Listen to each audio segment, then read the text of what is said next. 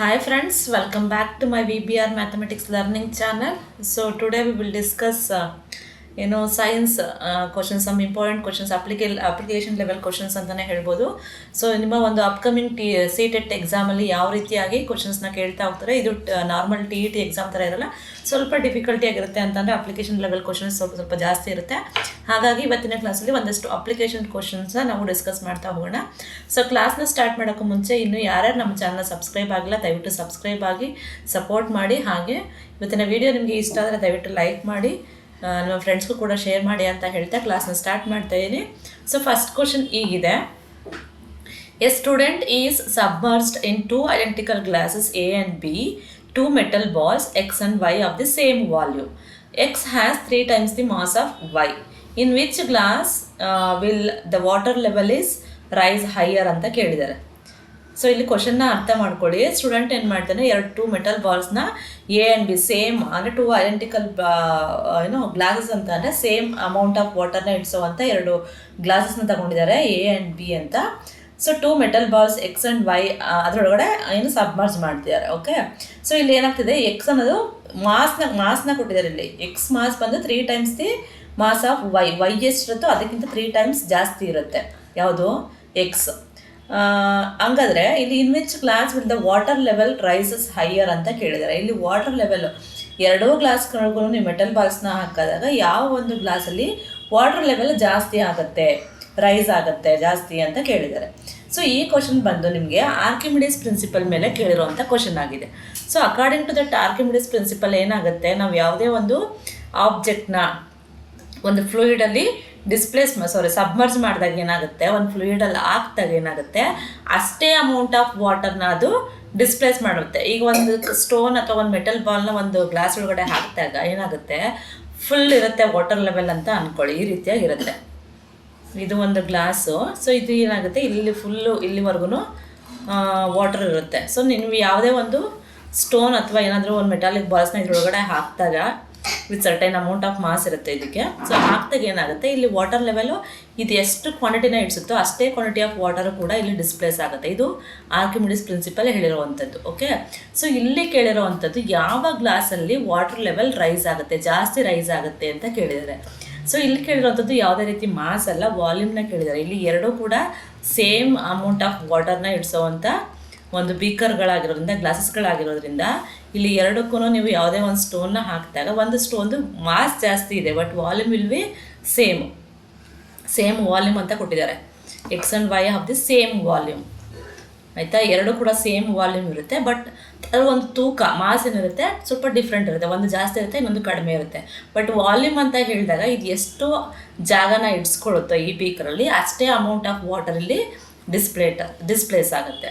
ಅಂದರೆ ಏನಾಯ್ತು, ಈಗ ವಾಟರ್ ಲೆವೆಲ್ ವಿಲ್ ಬಿ ಇಂದ ಏನಾಗುತ್ತೆ, ಡಿಫ್ರೆಂಟ್ ಆಗುತ್ತಾ, ಯಾವ ಗ್ಲಾಸಲ್ಲಿ ಜಾಸ್ತಿ ಆಗುತ್ತೆ, ವೇರಿಯೇಷನ್ ಆಗುತ್ತೆ. ಎರಡೂ ಗ್ಲಾಸಲ್ಲೂ ಕೂಡ ಸೇಮ್ ಅಮೌಂಟ್ ಆಫ್ ವಾಟರ್ ಲೆವೆಲೇ ಇರುತ್ತೆ. So this is according to the Archimedes principle. So ಇಲ್ಲಿ ಆಪ್ಷನ್ಸ್ನ ನೋಡಿದಾಗ ನೀವು ಆನ್ಸರ್ ಏನಾಗುತ್ತೆ, level will be higher in glass B ಅಂತ ಕೇಳಿದ್ದಾರೆ. ಸೊ ಗ್ಲಾಸ್ ಎ ಅಂತ ಕೇಳಿದ್ದಾರೆ. ಸೊ ಇಲ್ಲಿ ನಾನು ನಿಮಗೆ ಎಕ್ಸಾಂಪಲ್ ಕೊಟ್ಟು ತೋರಿಸ್ತೀನಿ. ವಾಲ್ಯೂಮ್ ವಿಲ್ ಬಿ ಸೇಮ್ ಆಗಿರೋದ್ರಿಂದ level will be the same in both A and B. Water level ಎರಡೂ ಕಡೆಯೂ ಕೂಡ ಒಂದೇ ಥರ ಇರುತ್ತೆ. Because volume will be same of two identical metal balls. ಹಾಗಾಗಿ option B is the right answer. Okay, next question.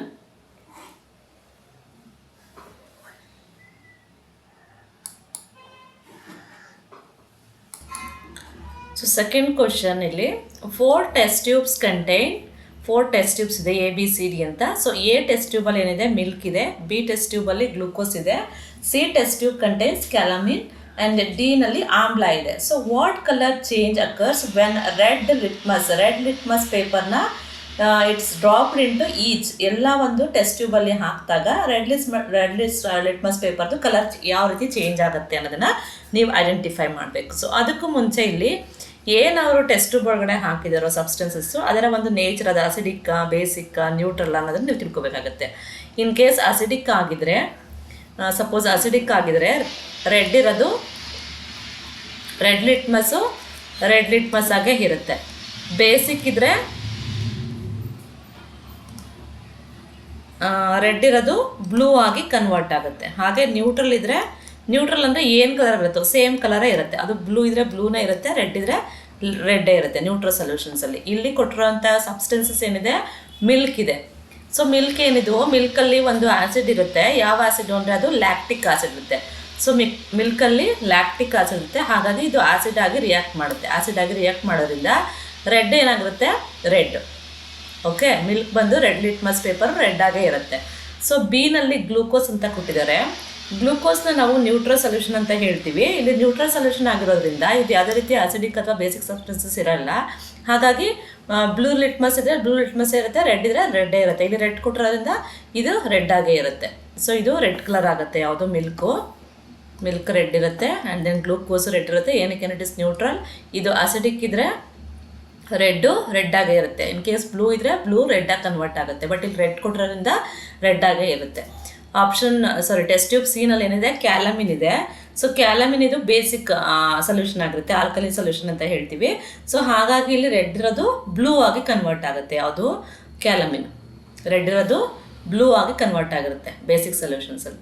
So option D ಆಮ್ಲದಲ್ಲಿ ನಿಮ್ಗೆ ಗೊತ್ತಿರೋ ಹಾಗೆ it is having vitamin C ಇರುತ್ತೆ, ಅಂದರೆ ಆಸ್ಕಾರ್ಬಿಕ್ ಆ್ಯಸಿಡ್ ಇರುತ್ತೆ. ಆ್ಯಸಿಡ್ ಇರೋದ್ರಿಂದ ರೆಡ್ ಆಗೇ ಇರುತ್ತೆ. ಓಕೆ, ಇನ್ ಕೇಸ್ ಬ್ಲೂನ ಕೊಟ್ಟಿದ್ದಾಗ ಏನಾಗುತ್ತೆ, ಇಲ್ಲಿ ರೆಡ್ನ ಕೊಟ್ಟಿದ್ದಾರೆ, ರೆಡ್ನ ಕೊಟ್ಟಾಗ ರೆಡ್ ಆಗೇ ಇರುತ್ತೆ ಆ್ಯಸಿಡಲ್ಲಿ. ಬ್ಲೂನ ಕೊಟ್ಟಾಗ ಆ್ಯಸಿಡ್ಸ್ ಏನಾಗುತ್ತೆ, ಬ್ಲೂ ಇರೋದು ರೆಡ್ ಕನ್ವರ್ಟ್ ಆಗುತ್ತೆ. ಬೇಸಿಕ್ಸಲ್ಲಿ ಬ್ಲೂ ಕಲರ್ ಕೊಟ್ಟರೆ ಬ್ಲೂ ಇರೋದು ಬ್ಲೂ ಆಗೇ ಇರುತ್ತೆ. ಸೊ ಇದು ನಿಮ್ಗೆ ನೆನಪಲ್ಲಿರಬೇಕು. ನ್ಯೂಟ್ರಲ್ ಅಂತ ಅಂದರೆ ಯಾವ ಕಲರ್ ಕೊಟ್ಟಿರ್ತಾರೋ ಅದೇ ಕಲರ್ ಇರುತ್ತೆ, ಯಾವ ಕಲರು ಚೇಂಜ್ ಆಗಲ್ಲ. ಸೊ ಈಗ ನಮಗೆ ಆಪ್ಷನ್ಸ್ನ ನೋಡಿದಾಗ ಎ ಏನಾಗ್ತಿದೆ ಇಲ್ಲಿ, red, B red, C blue and D red.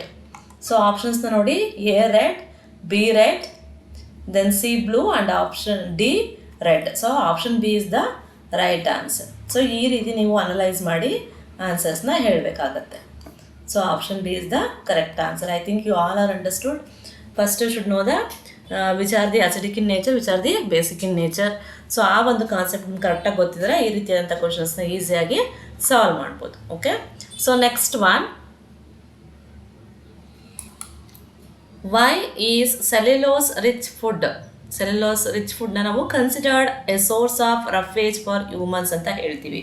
Y this cellulose rich food considered as a source of roughage, ಅಥವಾ ನಾವು ಇಂಡೈಜೆಸ್ಟಿವ್ ಫೈಬರ್ ಅಂತಲೂ ಕೂಡ ಹೇಳ್ತೀವಿ. ರಫೇಜ್ ಬಂದು why we are considering this cellulose rich fibre or roughage for humans ಅಂತ ಅಂದರೆ ಏನಕ್ಕೆ ಅಂತ ಅಂದರೆ, humans do not produce the enzyme ಸೆಲ್ಯುಲೇಸ್.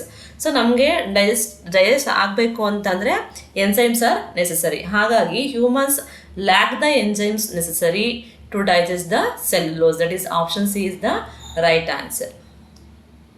This is your right answer. Humans lack the enzymes necessary to digest the cellulose. ಹಾಗಾಗಿ we are considering this cellulose rich food as a source of refuge for humans. Next one. A ball is thrown vertically upward. It reaches a peak and returns. So ಒಂದು ಬಾಲ್ನ vertically upward ಆಗಿ throne ಮಾಡ್ತಿದ್ದಾರೆ. So it reaches A peak, ಸ್ವಲ್ಪ ದೂರ ಹೋಗಿ it reaches A peak and returns again ವಾಪಸ್ ಬರುತ್ತೆ. Which of the following remains constant during both the upward and downward journey? So ಒಂದು ಬಾಲು ಮೇಲ್ಗಡೆ ಹೋಗ್ಬೇಕಾದ್ರೆ ಕೆಳಗಡೆ ಬರಬೇಕಾದ್ರೆ ಅದರಲ್ಲಿ ಯಾವ ಒಂದು ಫಿಸಿಕಲ್ ಕ್ವಾಂಟಿಟಿ ಕಾನ್ಸ್ಟೆಂಟ್ ಆಗಿರುತ್ತೆ ಅಂತ ಕೇಳಿದರೆ, ಸೊ ಇಲ್ಲಿ ಆಪ್ಷನ್ಸ್ನ ನೋಡೋದಾದರೆ ವೆಲಾಸಿಟಿ ಅಂತ ಕೊಟ್ಟಿದ್ದಾರೆ, ಡಿಸ್ಪ್ಲೇಸ್ಮೆಂಟ್ ಅಂತ ಕೊಟ್ಟಿದ್ದಾರೆ, ಆಕ್ಸಲರೇಷನ್ ಡ್ಯೂ ಟು ಗ್ರಾವಿಟಿ ಅಂತ ಕೊಟ್ಟಿದ್ದಾರೆ, ಕೈನೆಟಿಕ್ ಎನರ್ಜಿ ಅಂತ ಕೊಟ್ಟಿದ್ದಾರೆ. ಫಸ್ಟ್ ನೀವು ಕಾನ್ಸೆಪ್ಟ್ನ ಕರೆಕ್ಟಾಗಿ ಅರ್ಥ ಮಾಡ್ಕೋಬೇಕು. ಫಸ್ಟ್ ಏನು ಮಾಡ್ತೀರಾ, ಬಾಲ್ನ ವರ್ಟಿಕಲಿ ಅಪ್ವರ್ಡ್ ಆಗಿ ಥ್ರೋ ಮಾಡ್ತಾ ಇದ್ದೀರಾ. ಎಗೇನ್ ಅದು ಸರ್ಟೆನ್ ಲೆವೆಲ್ನ ರೀಚ್ ಮಾಡಿ ಮತ್ತೆ ವಾಪಸ್ ಬರ್ತಾ ಇದೆ. ಸೊ ಹಾಗಾಗಿ ಇಲ್ಲಿ ನೀವು ವೆಲಾಸಿಟಿ ಅಂತ ಅಬ್ಸರ್ವ್ ಮಾಡಿದಾಗ ವೆಲಾಸಿಟಿ ಏನಾಗುತ್ತೆ, ಇದು ವೆಕ್ಟರ್ ಕ್ವಾಂಟಿಟಿ ಆಗಿರೋದ್ರಿಂದ ಇದರಲ್ಲಿ ಡೈರೆಕ್ಷನ್ ಹಾಗೆ ಮ್ಯಾಗ್ನಿಟ್ಯೂಡ್ ಎರಡೂ ಕೂಡ ಚೇಂಜಸ್ ಆಗ್ತಾ ಹೋಗುತ್ತೆ. ಅಂದರೆ ಇಲ್ಲಿ ಒಂದು ಪ್ಲೇಸಿಂದ ಇನ್ನೊಂದು ಪ್ಲೇಸ್ಗೆ ವೆಲಾಸಿಟಿ ಚೇಂಜ್ ಆಗುತ್ತೆ. ಫಸ್ಟ್ ವೆಲಾಸಿಟಿ ಜಾಸ್ತಿ ಇರ್ಬೋದು, ಆಮೇಲೆ ಕಡಿಮೆ ಆಗ್ಬೋದು. ಅದು ವಾಪಸ್ ಡೌನ್ವರ್ಡ್ ಬರಬೇಕಾದ್ರೆ ವೆಲಾಸಿಟಿನೂ ಕೂಡ ವೇರಿಯೇಷನ್ ಆಗುತ್ತೆ. ಸೊ ಡಿಸ್ಪ್ಲೇಸ್ಮೆಂಟ್ ಕೂಡ it is also A vector quantity, it is having both direction and magnitude ಎರಡೂ ಇರೋದ್ರಿಂದ ಸೊ ಇಲ್ಲಿ ಡಿಸ್ಪ್ಲೇಸ್ಮೆಂಟ್ ಕೂಡ ಪ್ಲೇಸಿಂದ ಪ್ಲೇಸಿಗೆ ವೇರಿಯೇಷನ್ ಆಗ್ತಾ ಹೋಗುತ್ತೆ. ದೆನ್ ಕೈನೆಟಿಕ್ ಎನರ್ಜಿನ ನೀವು ತೊಗೊಂಡ್ರೆ ಫಾರ್ಮುಲಾ ಬಂದು 12 m × v² ಅಂತ ನಾವು ಬರಿತೀವಲ್ವಾ.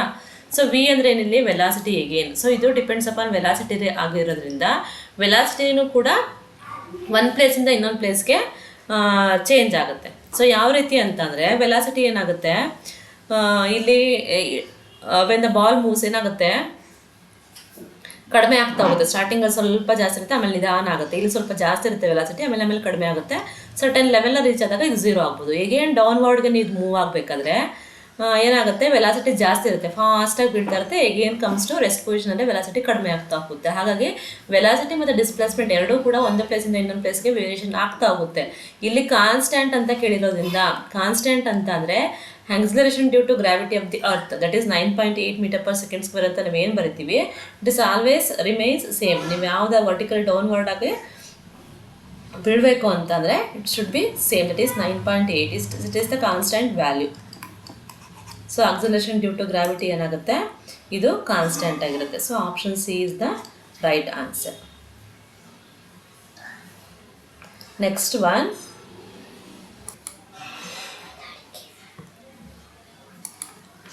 So which of the following is A divergent question. So ಇದು ಪೆಡಗಾಗಿ ಮೇಲೆ ಕೇಳಿರೋಂಥ ಕ್ವಶನ್ ಆಗಿರುತ್ತೆ. ಸೊ ಕೊಟ್ಟಿರೋಂಥ ಆಪ್ಷನ್ಸಲ್ಲಿ ಯಾವುದೋ ಒಂದು ಕ್ವಶನು ಡೈವರ್ಜೆಂಟ್ ಕ್ವಶನ್ ಆಗಿರುತ್ತೆ. Divergent that means that promotes the critical thinking in a science classroom. ಅಂದರೆ ಸ್ಟೂಡೆಂಟ್ಸಲ್ಲಿ ಒಂದು ಕ್ರಿಟಿಕಲ್ ಥಿಂಕಿಂಗ್ನ ಡೆವಲಪ್ ಮಾಡುವಂಥ ಕ್ವಶನ್ ಯಾವುದಾಗಿದೆ ಇದರಲ್ಲಿ. ಸೊ ಕೊಟ್ಟಿರೋಂಥ ಆಪ್ಷನ್ಸ್ನ ನೋಡಿ. ಸೊ ಫಸ್ಟ್ ಆಪ್ಷನ್ನ ನೋಡಿದಾಗ what is the formula for gravity, ಇದೇನಾಗುತ್ತೆ, ಡೈವರ್ಜೆಂಟ್ ಆಗಲ್ಲ, ಕನ್ವರ್ಜೆಂಟ್ ಅಂತ ಹೇಳ್ತೀವಿ. ಕನ್ವರ್ಜೆಂಟ್ ಅಂತ ಅಂದರೆ ಡೈರೆಕ್ಟ್ ಕ್ವಶನ್ನು, ಇಲ್ಲಿ ಯಾವುದೇ ರೀತಿ ಏನೋ ಥಿಂಕ್ ಮಾಡಿ ಆನ್ಸರ್ ಮಾಡೋವಂಥದ್ದು ಏನಿರಲ್ಲ ಇದರಲ್ಲಿ. ಸೊ ಕ್ರಿಟಿಕಲ್ ಥಿಂಕಿಂಗ್ ಡೆವಲಪ್ ಆಗಲ್ಲ. ಸೊ ಹಾಗಾಗಿ ಇದನ್ನು ಕನ್ವರ್ಜೆಂಟ್ ಕ್ವಶನ್ ಅಥವಾ ಏನೋ it is A direct question ಅಂತಲೂ ಕೂಡ ಹೇಳ್ತೀವಿ.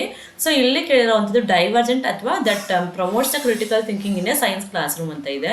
ಸೊ ನೆಕ್ಸ್ಟ್ ಆಪ್ಷನ್ ನೋಡೋದಾದ್ರೆ why does A ball throne up come down. So ಇದು ಕೂಡ ಗೊತ್ತಿರುತ್ತೆ, ಆಕ್ಸಿಲರೇಷನ್ ಡ್ಯೂ ಟು ಗ್ರಾವಿಟಿ ಅಂತ ಡೈರೆಕ್ಟಾಗಿ ಹೇಳ್ತಾರೆ. ಸೊ ಹಾಗಾಗಿ ಇದು ಕೂಡ ಡೈರೆಕ್ಟ್ ಕ್ವಶನ್, ಯಾವುದೇ ರೀತಿ ಥಿಂಕಿಂಗ್ ಇರಲ್ಲ, ಕ್ರಿಟಿಕಲ್ ಥಿಂಕಿಂಗ್ ಇರಲ್ಲ. ಸೊ ನೆಕ್ಸ್ಟ್ ನೋಡಿದಾಗ what would happen if there were no gravity on the earth. So ಈ ಥರ ಕ್ವಶನ್ಸ್ನ ಕೇಳಿದಾಗ ಮಕ್ಕಳಲ್ಲಿ ನಾವು ಕ್ರಿಟಿಕಲ್ ಥಿಂಕಿಂಗ್ನ ಡೆವಲಪ್ ಮಾಡ್ಬೋದು. ಹಾಗಾಗಿ option C is the right answer ಅಂತ ನಾವಿಲ್ಲಿ ಹೇಳ್ತೀವಿ. What would happen if there were no gravity on the earth, ಸ್ವಲ್ಪ ಥಿಂಕ್ ಮಾಡಿ ಆನ್ಸರ್ ಮಾಡುವಂಥ ಕ್ವಶನು. ಸೊ ಆಪ್ಷನ್ ಡಿನ ನೋಡಿದಾಗ how does gravity vary with altitude, ಇದು ಕೂಡ ಡೈರೆಕ್ಟಾಗಿದೆ. ಸೊ ಇದು ಕೂಡ ಕನ್ವರ್ಜೆಂಟ್ ಅಂತ ಹೇಳ್ತೀವಿ. ಹಾಗಾಗಿ option C is the divergent question ಅಥವಾ ಕ್ರಿಟಿಕಲ್ ಥಿಂಕಿಂಗ್ನ ಡೆವಲಪ್ ಮಾಡುವಂಥ ಒಂದು ಕ್ವಶನ್ ಆಗಿದೆ. Okay, so next one,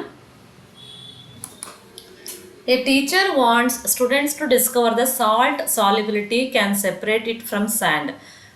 so ಇಲ್ಲಿ ಏನು ಟೀಚರ್, ಇದು ಕೂಡ ಪೆಡಗಾಗಿ ಮೇಲೆ ಕೇಳಿರುವಂಥ ಕ್ವಶನ್ ಆಗಿದೆ. ಸೊ ಈ teacher wants to students to discover the salt solubility ಮೆಥಡ್ನ ಡಿಸ್ಕವರ್ ಮಾಡೋದು, ಕ್ಯಾನ್ ಸೆಪ್ರೇಟ್ ಇಟ್ ಫ್ರಮ್ ಸ್ಯಾಂಡಿಂದ ಸಾಲ್ಟ್ನ ಯಾವ ರೀತಿ ಸೆಪ್ರೇಟ್ ಮಾಡ್ಬೋದು ಅನ್ನೋದ್ರ ಬಗ್ಗೆ they are going to discover something. So as an enquiry oriented educator, so ನಾವು enquiry as a teacher, as a science teacher ಅಥವಾ as an enquiry oriented teacher, the best approach is to, so ಯಾವ ಒಂದು best ಮೆಥಡ್ನ ನೀವು follow ಮಾಡ್ತೀರಾ to separate this salt from sand ಅಂತ ಕೇಳಿದ್ದಾರೆ. So ಇಲ್ಲಿ ಕೊಟ್ಟಿರೋಂಥ ಆಪ್ಷನ್ಸ್ನ ನೋಡೋದಾದರೆ ಫಸ್ಟ್ ಆಪ್ಷನ್ ಬಂದು demonstrate the separation and have students to repeat it. So ನೀವು ಡೆಮಾನ್ಸ್ಟ್ರೇಟ್ನ ಕೊಟ್ಟು ಸೊ ಸ್ಟೂಡೆಂಟ್ನ ರಿಪೀಟ್ ಮಾಡಿ ಅಂತ ಹೇಳ್ತೀರಾ. Option B, explain the methods first then let them try it. So first just explain ಮಾಡಿ ಮೆಥಡ್ಸ್ ಯಾವ್ಯಾವ ರೀತಿ ಇರುತ್ತೆ ಅಂತ ಅವ್ರಿಗೆ ಟ್ರೈ ಮಾಡೋಕ್ಕೆ ಬಿಡ್ತೀರಾ. So option C, provide the mixture and ask the students to think of the ways to separate it, helping them test their ideas. So option C ಏನು ಮಾಡ್ತೀರಾ, ನೀವು ಮಿಕ್ಸ್ಚರ್ನ ಕೊಟ್ಟು ಸೊ ಅವ್ರಿಗೆ ಡಿಫ್ರೆಂಟ್ ವೇಸ್ನ ಟ್ರೈ ಮಾಡಿ ಅವರ ಒಂದು ಐಡಿಯಾಸ್ ಏನಿರುತ್ತೋ ಅದನ್ನು ಯೂಸ್ ಮಾಡಿ ಸೆಪ್ರೇಟ್ ಮಾಡೋಕ್ಕೆ ಹೇಳ್ತೀರಾ. ಸೊ ಆಪ್ಷನ್ ಡಿ ಬಂದು give them correct answer and ask them to write the steps. ನಾವು ಅವ್ರಿಗೆ ಕರೆಕ್ಟಾಗಿರೋ ಆನ್ಸರ್ಸ್ನ ಕೊಟ್ಬಿಟ್ಟು just write on the steps ಅಂತ ಹೇಳ್ತೀರಾ. ಸೊ ಯಾವುದೋ ಒಂದು as an enquiry oriented educated ಆಗಿ ಬೆಸ್ಟ್ ಅಪ್ರೋಚ್ ಯಾವುದಪ್ಪ ಅಂದರೆ ಆಪ್ಷನ್ ಸಿ ಅಂತ ಹೇಳ್ಬೋದು. ಆಪ್ಷನ್ಸ್ನ ನೋಡ್ತಿದ್ದಂಗೆ ಹೇಳ್ತೀರಾ ನೀವು. ಆಪ್ಷನ್ ಸಿ ಏನಕ್ಕೆ ಅಂದರೆ ಪ್ರೊವೈಡ್ ದ ಮಿಕ್ಸ್ಚರ್, ನಾವು ಅವ್ರಿಗೇ ಕೊಟ್ಟು so as a students think of ways to separate. So ಅವ್ರಿಗೆ ಏನೇನೋ ಐಡಿಯಾ ಇರುತ್ತೆ ಅದರಲ್ಲಿ, ಸೊ ಆ ಒಂದು ಐಡಿಯಾಸ್ನ ಯೂಸ್ ಮಾಡಿ ಆ ಒಂದು ಐಡಿಯಾಗಳನ್ನ ಟೆಸ್ಟ್ ಮಾಡಲಿಕ್ಕೆ ನಾವು ಬಿಡೋವಂಥದ್ದು. So as an enquiry oriented educated ಆಗಿ ಬೆಸ್ಟ್ ಅಪ್ರೋಚ್ ಆಗುತ್ತೆ. So option C is the right answer. Next one, so which assessment tool is most effective for monitoring students a long term ಪ್ರೋಗ್ರೆಸ್ಗೆ. So ಯಾವ ಒಂದು assessment tool most effective ಆಗಿರುತ್ತೆ for monitoring students long term progress in a scientific enquiry skills. So ಇಲ್ಲಿ ಕೊಟ್ಟಿರುವಂಥ ಆಪ್ಷನ್ಸ್ನ ನೋಡೋದಾದರೆ unit test ಅಂತ ಕೊಟ್ಟಿದ್ದಾರೆ, portfolios and anecdotal records ಅಂತ ಕೊಟ್ಟಿದ್ದಾರೆ, ಮಲ್ಟಿಪಲ್ ಚಾಯ್ಸ್ ಕ್ವಶನ್ಸ್ ಅಂತ ಕೊಟ್ಟಿದ್ದಾರೆ, ಓರಲ್ ವೈವಾಸ್ ಅಂತ ಕೊಟ್ಟಿದ್ದಾರೆ. ಇಲ್ಲಿ ಸೈಂಟಿಫಿಕ್ ಎನ್ಕ್ವೈರಿ ಸ್ಕಿಲ್ಸ್ನ ಕೇಳಿರೋದ್ರಿಂದ long term, so to monitor a students long term progress in scientific enquiry skills ಆಗಿರೋದ್ರಿಂದ ಇಲ್ಲಿ option C is the right answer ಅಂತ ಹೇಳ್ತೀವಿ. ಸೊ ಇದರಿಂದ ನಾವು option B, not C, option C is multiple choice, not by multiple choice.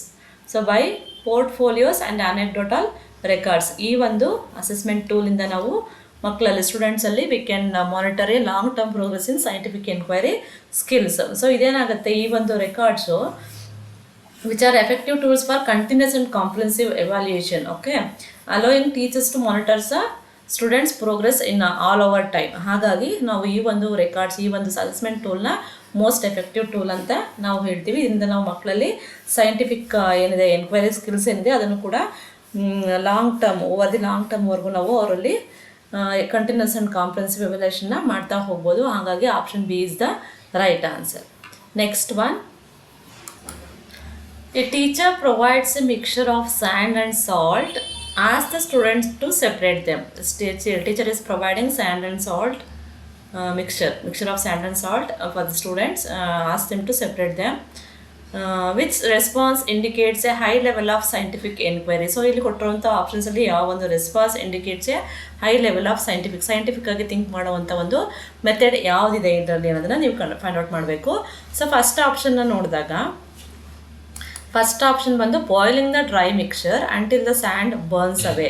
So ಇಲ್ಲಿ ನಾವು separate ಮಾಡಬೇಕು, ಯಾವುದೇ ರೀತಿ ಯಾವುದನ್ನು ಕೂಡ, ಯಾವ ಒಂದು ಸಾಲ್ಟ್ ಆಗಿರ್ಬೋದು ಅಥವಾ ಸ್ಯಾಂಡ್ ಆಗಿರ್ಬೋದು ಯಾವುದನ್ನು ಕೂಡ ಸ್ಪಾಯ್ಲ್ ಮಾಡಬಾರ್ದು. ಸೊ ಇಲ್ಲಿ ಸ್ಯಾಂಡ್ನ ಬರ್ನ್ ಮಾಡಿದ್ರೆ ಇಲ್ಲಿ ಗೆಟ್ಸ್ ಸಾಲ್ಟ್, ಬಟ್ ಇಲ್ಲಿ ನಮಗೆ ಎರಡು ಸೆಪ್ರೇಟಾಗೇ ಬೇಕಾಗಿದೆ, ಟೀಚರ್ಗೆ ಬೇಕಾಗಿರುವಂಥದ್ದು ಎರಡು ಕೂಡ ಸೆಪ್ರೇಟ್ ಮಾಡಿ ನಾವು ಕೊಡಬೇಕಾಗಿದೆ. ಹಾಗಾಗಿ ಫಸ್ಟ್ ಆಪ್ಷನ್ ರೈಟ್ ಆಗಿರಲ್ಲ. ಸೊ ಸೆಕೆಂಡ್ ಆಪ್ಷನ್ ಬಂದಾಗ using a magnet to pull the salt out from the sand. So ಸಾಲ್ಟನ್ನು ನಾವು ಮ್ಯಾಗ್ನೆಟಿಂದ ಪುಲ್ ಮಾಡೋದಕ್ಕಾಗಲ್ಲ. ಸೊ ಇದು ಐರನ್ ಅಂತ ಕಂಟೆಂಟ್ಸ್ಗಳಾಗಿದ್ರೆ ಮಾತ್ರ ನಾವು we can use the magnet to pull out the iron. But ಇಲ್ಲೇನಾಗ್ತಿದೆ, ಮ್ಯಾಗ್ನೆಟಿಕ್ ಸಬ್ಸ್ಟೆನ್ಸ್ ಸಾಲ್ಟ್ ಬಂದು it is not a magnetic substance. ಹಾಗಾಗಿ option B is the not right answer. So option ಸಿನ ನೋಡಿದಾಗ adding water to dissolve the salt, filtering the sand and then evaporating the water ಅಂತ ಕೊಟ್ಟಿದ್ದಾರೆ. Then fourth ಆಪ್ಷನ್ನ ನೋಡಿ, hand picking the salt grains individually from the sand. So ಸ್ಯಾಂಡಿಂದ ನಾವು ಕೈಯಲ್ಲಿ ತೆಗೆಯುವಂಥದ್ದು, salt ಏನಿರುತ್ತೋ ಅದನ್ನು ಕೈಯಲ್ಲಿ ತೆಗೆದು ಇದನ್ನು ನಾವು ಸಪ್ರೇಟ್ ಮಾಡ್ಬೋದು ಅಂತ ಕೊಟ್ಟಿದ್ದಾರೆ. ಸೊ ಇಲ್ಲಿ scientific enquiry, high level of scientific enquiry ಯಾವುದು ಅಂತ ಕೇಳಿರೋದ್ರಿಂದ ನಾವು ಆಪ್ಷನ್ ಡಿನ ಹೇಳೋಕ್ಕಾಗಲ್ಲ, ಇದು ತುಂಬ ಟೈಮ್ ತಗೊಳ್ತೇವೆ, ಸೈಂಟಿಫಿಕ್ ಥಿಂಕ್ ಮಾಡ್ತಿಲ್ಲ. ಸೊ ಹಾಗಾಗಿ option C is the right answer ಅಂತ ನಾನು ಹೇಳ್ತೀನಿ. ಏನಕ್ಕೆ ಅಂತ ಅಂದರೆ ಇಲ್ಲಿ adding the water to dissolve the ಸಾಲ್ಟ್ಗೆ ವಾಟರ್ನ ಆ್ಯಡ್ ಮಾಡಿ ಅದನ್ನು ಡಿಸಾಲ್ವ್ ಮಾಡಿದಾಗ ನಿಮಗೇನಾಗುತ್ತೆ, ಸಾಲ್ಟು ನೀರಲ್ಲಿ ಕರಗುತ್ತೆ. Then you can easily filter the sand ನಿಮಗೆ ಸಿಗುತ್ತೆ. ದೆನ್ ಏನು ವಿ ನೀಡ್ ಸಾಲ್ಟ್ ಕೂಡ ನಮಗೆ ಬೇಕು. ದೆನ್ ಏನು ಮಾಡ್ತೀರಾ, ಅದನ್ನು ಸಾಲ್ಟ್ ವಾಟರ್ ಏನಿರುತ್ತೋ ದೆನ್ ಎವಾಪರೇಟ್ ಮಾಡಿದಾಗ ನಿಮ್ಗೆ ಏನು ಸಿಗುತ್ತೆ, ವಾಟ್ರೆಲ್ಲ ಎವಾಪರೇಟ್ ಆಗಿ ರಿಮೈನಿಂಗ್ ಸಾಲ್ಟ್ ಹಾಗೆ ಉಳ್ಕೊಳ್ಳುತ್ತೆ. ಹಾಗಾಗಿ so option C is the scientifical high level of scientific enquiry ಅಂತ ಹೇಳ್ಬೋದು. ಈ ಒಂದು ಮೆಥಡಿಂದ ನಾವು ಈಸಿಯಾಗಿ ಸಾಲ್ಟ್ ಆ್ಯಂಡ್ ಸ್ಯಾಂಡ್ನ ಸೆಪ್ರೇಟ್ ಮಾಡ್ಬೋದು. So this demonstrate the knowledge of ಸಾಲಿಬಿಲಿಟಿನೂ ಕೂಡ ಎಕ್ಸ್ಪ್ಲೇನ್ ಮಾಡುತ್ತೆ ಇಲ್ಲಿ. ಸೊ ಸಾಲ್ಟನ್ನ ವಾಟರ್ ಜೊತೆ ಸಾಲ್ವ್ ಮಾಡಿ ಸಾಲಿಬಿಲಿಟಿ ಕೂಡ ಎಕ್ಸ್ಪ್ಲೇನ್ ಮಾಡುತ್ತೆ. ಆ್ಯಂಡ್ ದೆನ್ ಫಿಸಿಕಲ್ ಸಪ್ರೇಟ್ ಟೆಕ್ನಿಕ್ಸ್ನು ಕೂಡ ಇದು ಎಕ್ಸ್ಪ್ಲೇನ್ ಮಾಡುತ್ತೆ. ಹಾಗಾಗಿ option C is the right answer. Next one, magnesium hydroxide ಅಥವಾ MgOH ಕೆಮಿಕಲ್ ಫಾರ್ಮುಲಾನ ಕೊಟ್ಟಿದ್ದಾರೆ. It is commonly known as milk of magnesia ಅಂತ ನಾವು ಕರಿತೀವಿ ಮೆಗ್ನೀಷಿಯಂ ಹೈಡ್ರಾಕ್ಸೈಡ್ನ. So it is used in what medical purpose, what medical application, in which medical purpose we are going to use this magnesium hydroxide ಅಂತ ಕೇಳಿದ್ದಾರೆ. So ಇದನ್ನು ನಾವು ಎಲ್ಲಿ use ಮಾಡ್ತೀವಿ ಅಂತಂದರೆ ದಿಸ್ ಇಸ್ ಯೂಸ್ಡ್ ಇನ್ ಇದು ಬೇಸಿಕ್ ಕಾಂಪೌಂಡ್ ಆಗಿರೋದ್ರಿಂದ it is a basic compound. ಅದು ಮಿಲ್ಕ್ ಆಫ್ ಮೆಗ್ನೀಷಿಯಾ ಅಥವಾ ಮೆಗ್ನೀಷಿಯಂ ಹೈಡ್ರಾಕ್ಸೈಡ್ ಇದು ಬೇಸಿಕ್ ಕಾಂಪೌಂಡ್ ಆಗಿರೋದ್ರಿಂದ it is use to treat ಅಸಿಡಿಟಿನ ಕಡಿಮೆ ಮಾಡಲಿಕ್ಕೆ ನಾವು ಯೂಸ್ ಮಾಡೋವಂಥದ್ದು ಯಾವುದು, ಮಿಲ್ಕ್ ಆಫ್ ಮೆಗ್ನೀಷಿಯಾ. ಹಾಗಾಗಿ option B is the right answer ಆಗುತ್ತೆ. As an antacid to neutralise the excess stomach acid. So ಸ್ಟೊಮ್ಯಾಕಲ್ಲಿರುವಂಥ ಎಕ್ಸೆಸ್ ಅಮೌಂಟ್ ಆಫ್ ಆ್ಯಸಿಡ್ನ ನ್ಯೂಟ್ರಲೈಸ್ ಮಾಡಲಿಕ್ಕೋಸ್ಕರ ನಾವು ಇದು ಆ್ಯಂಟಾಸಿಡ್ ಆಗಿ ಯೂಸ್ ಮಾಡ್ತೀವಿ. ಆ್ಯಂಟಾಸಿಡ್ ಅಂತ ಅಂದರೆ it is a basic compound. Okay, first oxidising agent ಅಂತ ಕೊಟ್ಟಿದ್ದಾರೆ, ದೆನ್ ಫರ್ಮೆಂಟೇಷನ್, ಬ್ರೆಡ್ ಮೇಕಿಂಗ್ ಅಂತ ಕೊಟ್ಟಿದ್ದಾರೆ, ಕ್ಲೀನಿಂಗ್ ವೂಂಡ್ಸ್ ಅಂತ ಕೊಟ್ಟಿದ್ದಾರೆ, as reducing for skin infection. ಯಾವುದು ಮೆಡಿಕಲ್ ಪರ್ಪಸ್ ಅಂತ ಅಂದರೆ ಇಟ್ ಈಸ್ ಬೇಸಿಕ್ ಕಾಂಪೌಂಡ್ ಅಥವಾ ಆ್ಯಂಟಾಸಿಡ್ ಅಂತ ಹೇಳ್ತೀವಿ. It is use to neutralise the excess amount of acid in the stomach. So option B is the right answer. Next one, when a copper, ಇಲ್ಲಿ question number ಸ್ವಲ್ಪ variation ಆಗಿದೆ. So next question, I think it is 10th question. So when a copper vessel is exposed to moist air for a long time, it acquires a dull green coating. What is the chemical nature of this coating ಅಂತ ಕೇಳಿದ್ದಾರೆ. So ಇಲ್ಲಿ ಏನಪ್ಪ, ನಾವು ಐರನ್ನ ಯಾವ ರೀತಿ ನಾವು ಗಾಳಿಗೆ ತೆರೆದಿಟ್ಟಾಗ ಅಥವಾ ತೇವಾಂಶ ತೆರೆದಿಟ್ಟಾಗ ಯಾವ ರೀತಿ ರಸ್ಟ್ ಹಿಡಿಯುತ್ತೋ, ಸೊ ಅದೇ ರೀತಿ ಕಾಪರ್ ವೆಜಲ್ನ ನಾವು ಮಾಯಿಸ್ಟ್ ಏರ್ಗೆ ಎಕ್ಸ್ಪೋಸ್ ಮಾಡಿದಾಗ ಲಾಂಗ್ ಟೈಮಲ್ಲಿ, ಸೊ ಇಟ್ ಅಕ್ವೈರ್ಸ್, ಅದು ಸ್ವಲ್ಪ ಡಲ್ ಗ್ರೀನ್ ಆಗಿ ಕಾಣಿಸ್ತಾ ಇರುತ್ತೆ, ಮೇಲ್ಮೇಲೆ ಕೋಟಿಂಗ್ ಆಗಿರುತ್ತೆ. So what is the chemical nature of this coating ಅಂದರೆ ಕೆಮಿಕಲ್ ರೀಸನ್ ಏನಿರುತ್ತೆ, ಯಾವ ಒಂದು ಕೆಮಿಕಲ್ ರಿಯಾಕ್ಷನಿಂದ ಈ ರೀತಿಯಾದಂಥ ಒಂದು ಗ್ರೀನ್ ಕಲರ್ ಕೋಟಿಂಗ್ ಆಗಿರುತ್ತೆ ಕಾಪರ್ ವೆಜಲಲ್ಲಿ ಅಂತ ಕೇಳಿದ್ದಾರೆ. ಸೊ ಯಾವ ಒಂದು ರೀಸನಿಂದ ಅಂತ ಅಂದರೆ, ಸೊ ಏರಲ್ಲಿ ಇರೋವಂಥ, ಸೊ ಈ ಕಾಪರ್ ವೆಜಲ್ ಏನಾಗುತ್ತೆ, it reacts with copper oxide ಅಂತ ಕೊಟ್ಟಿದ್ದಾರೆ, ಇಲ್ಲ. So copper sulphate, no. So a mixture of copper carbonate and copper hydroxide ಅಂತ ಅಂದರೆ CuCO3, copper carbonate and then copper hydroxide ಅಂತ ಕೊಟ್ಟಿದ್ದಾರಲ್ವ, CuOH ಟ್ವೈಸ್. ಸೊ ಇದು ಯಾವಾಗ ಫಾರ್ಮ್ ಆಗುತ್ತೆ ಇವೆರಡು ಕಾಂಪೌಂಡ್ಸು ಅಂತಂದರೆ, ಈ ಕಾಪರ್ ವೆಜಲ್ನ ಇದನ್ನು ಲಾಂಗ್ ಟೈಮು ಮಾಯಿಶ್ಚರಲ್ಲಿ ಎಕ್ಸ್ಪೋಸ್ ಮಾಡಿದಾಗ it reacts with carbon dioxide. ಇದು ಏನಾಗುತ್ತೆ, ಕಾರ್ಬನ್ ಡೈಆಕ್ಸೈಡ್ ಜೊತೆ ಹಾಗೆ oxygen and then water present in the air, ಈ ಮೂರು ಒಂದು ಎಲಿಮೆಂಟ್ಸ್ ಈ ಮಾಲಿಕ್ಯೂಲ್ಸ್ ಜೊತೆ ರಿಯಾಕ್ಟ್ ಆಗಿ ಆ ಕಾಪರ್ ವೆಜಲ್ಲು ನಿಮಗೆ ಸಿಗೋವಂಥದ್ದು CuCO3, copper carbonate and copper hydroxide. ಈ ಒಂದು ಎರಡು ಮಿಕ್ಸರ್ ನಿಮಗೆ ಸಿಗೋದ್ರಿಂದ ಆ ಗ್ರೀನ್ ಕಲರ್ ಕೋಟಿಂಗು ಅದರ ಮೇಲೆ ಇರುತ್ತೆ. So this is the reason. ಯಾವುದಂತ ಅಂದರೆ ಈ mixer of copper carbonate and copper hydroxide, ಇದು ಆ ಗ್ರೀನ್ ಕಲರ್ ಕೋಟಿಂಗ್ಗೆ ಕಾರಣ ಆಗಿರುವಂಥ ಎರಡು ಕಾಂಪೌಂಡ್ಸ್. ಸೊ ಏನಕ್ಕೆ ಅಂತಂದರೆ copper vessel reacts with carbon dioxide and oxygen and then water molecule present in the air. So this reaction forms the green coating on the surface which is the mixture of, ಯಾವುದು ಆ green coating ಏನಂದರೆ which is the mixture of copper carbonate and copper hydroxide. ಹಾಗಾಗಿ option C is the right answer. Next question. A student is testing a colorless, odorless gas that makes a pop sound. So ಒಂದು student ಏನು ಮಾಡ್ತಾರೆ, ಇಲ್ಲಿ ಯಾವುದೋ ಒಂದು colour ಕೂಡ ಇಲ್ಲ, ಅದಕ್ಕೆ ಓಡರ್ ಕೂಡ ಇಲ್ಲ, ಸ್ಮೆಲ್ಲು ಕೂಡ ಇರಲ್ಲ. So odourless gas that makes a pop ಸೌಂಡ್ನ ಮಾಡ್ತಿರುತ್ತೆ. ಯಾವಾಗ ಅಂದರೆ when burning a matchstick is brought near it, ಯಾವ್ದಾದ್ರು ಬರ್ನಿಂಗ್ ಮ್ಯಾಸ್ಟಿಕ್ನ ಅದ್ರ ಹತ್ರ ತಗೊಂಡೋದಾಗ, ಆ ಒಂದು ಗ್ಯಾಸ್ ಹತ್ರ ತಗೊಂಡೋದಾಗ it makes pop sound. Which reaction most likely produce this gas, ಯಾವ ಒಂದು ರಿಯಾಕ್ಷನಿಂದ ಈ ಒಂದು ಗ್ಯಾಸು ಪಾಪ್ ಸೌಂಡ್ ಮಾಡೋವಂಥ ಗ್ಯಾಸ್. ಅದರಲ್ಲೂ ಪಾಪ್ ಸೌಂಡ್ ಯಾವಾಗ ಮಾಡುತ್ತೆ ಅಂತ ಅಂದರೆ ಬರ್ನಿಂಗ್ ಮ್ಯಾಸ್ಟಿಕ್ನ ಆ ಗ್ಯಾಸ್ ಹತ್ರ ತಗೊಂಡೋದಾಗ which makes a pop sound. So ಆ ಒಂದು ಗ್ಯಾಸ್ ಯಾವುದು ಅಂತ, ಸೊ ಯಾವ ಒಂದು ರಿಯಾಕ್ಷನಿಂದ ಈ ಗ್ಯಾಸ್ ಪ್ರೊಡ್ಯೂಸ್ ಆಗುತ್ತೆ ಅಂತ ಕೇಳಿದ್ದಾರೆ. ಸೊ ಯಾವ ಒಂದು ಗ್ಯಾಸಿಂದ, ಯಾವ ಒಂದು ರಿಯಾಕ್ಷನಿಂದ ಅಂತಂದರೆ, ಸೊ ಈ ಪಾಪ್ ಸೌಂಡ್ ಬರೋ ಅಂಥದ್ದು when A base reacts with metals, ಒಂದು ಬೇಸಿಕ್ ಯಾವುದಾದ್ರು ರಿಯಾಕ್ಟ್ಸ್ ವಿತ್ ಮೆಟಲ್ಸ್ ಜೊತೆ ರಿಯಾಕ್ಟ್ ಮಾಡಿದಾಗ ಇಟ್ ಲಿಬರೇಟ್ಸ್ ಹೈಡ್ರೋಜನ್ ಗ್ಯಾಸ್, ಇದು ಹೈಡ್ರೋಜನ್ ಗ್ಯಾಸ್ನ ರಿಲೀಸ್ ಮಾಡುತ್ತೆ. This makes the pop sound. So ಹಾಗಾದರೆ ಕೊಟ್ಟಿರೋವಂಥ ಆಪ್ಷನ್ಸಲ್ಲಿ ಬೇಸು ಹಾಗೆ ಮೆಟಲ್ ಯಾವುದಿದೆ, ಇಲ್ಲಿ ಆ್ಯಸಿಡ್ ಇದೆ ಆಪ್ಷನಲ್ಲಿ. ಸೊ ಸೆಕೆಂಡಲ್ಲಿ base with metal is aluminum foil. So when base is reacts with metals which releases the hydrogen gas which makes the pop sound when burning mastic is brought near it. Okay. So next metal with oxygen anta kottidare, next calcium with calcium carbonate anta kottidare. So hangagi right answer is, so concept is yavaga pop sound barutte hydrogen gas to antandre, so base metals jothe react adaga hydrogen gas release agutte. So ee ಒಂದು hydrogen gas hatra burning mastic na ತಗೊಂಡೋದಾಗ you'll get a pop sound. So option B is the right answer. Next one. So remaining are pedagogy questions. I'll I'll finish it quickly. So next question is fifth one, not fifth one it is, I think so 12th one. So which of the following is not a picture of alternative conceptions or misconceptions in science? Okay. So ಕೊಟ್ಟಿರುವಂಥ ಆಪ್ಷನ್ಸಲ್ಲಿ it is not a feature of alternate conceptions ಅಥವಾ misconceptions ಅಂತ ಹೇಳ್ತೀವಿ. So ಯಾವುದು ಅಂತ ನೀವು identify ಮಾಡಬೇಕಾಗುತ್ತೆ. So ಇದರಲ್ಲಿ ಬಂದು ನೀವು ಆಪ್ಷನ್ಸ್ನ ಓದ್ಕೊಳ್ಳಿ. They are often developed from observable features, they are highly stable, resistant to change, they do not demonstrate cause and effect reasoning, they are easily corrected by a single explanation from a teacher.